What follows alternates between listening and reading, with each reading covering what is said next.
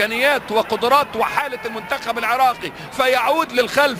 هي كرة القدم كده، امال ايه؟ اذا ما احترمتش قيمة اللي قدامك الدنيا تهرب. هنا الهجمات المرتدة، هنا السرعة، هنا الانطلاقة، هنا الاختراقة، وادي المعز. عملوها، خلصوها، وبدري بدري في المرمى سجلوها. دقوا الطبول وارفعوا الاعلام.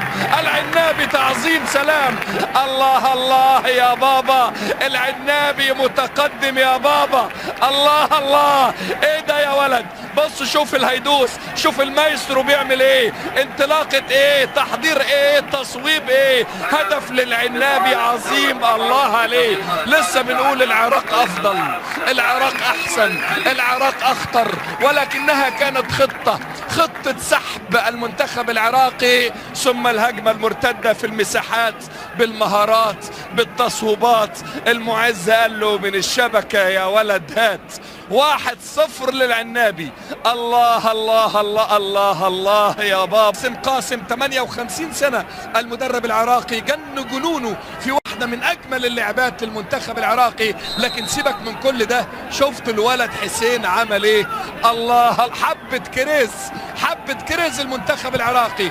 تصويبة تاني، لا لا لا لا لا لا لا. الله عليك يا ولد، الله عليك يا ولد، فرحت كل البلد.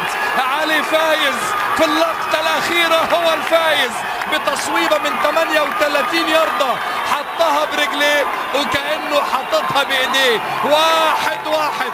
الله عليك يا ولد، فرحت كل البلد، فرحت العراق، كل العراق من بصرة إلى بغداد، كل العراق فرحانة بيك يا ولد. هدف إيه يا جماعة؟ هدف إيه يا جماعة؟ ده ولا سعد الدوسري ولا بوفون ولا نوير، لا لا لا لا لا لا لا.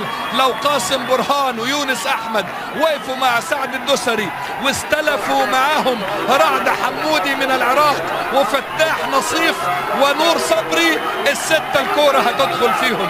لا لا لا لا. علي فايز المدافع يسجل هدف التعادل. 1-1. الله الله الله الله الله.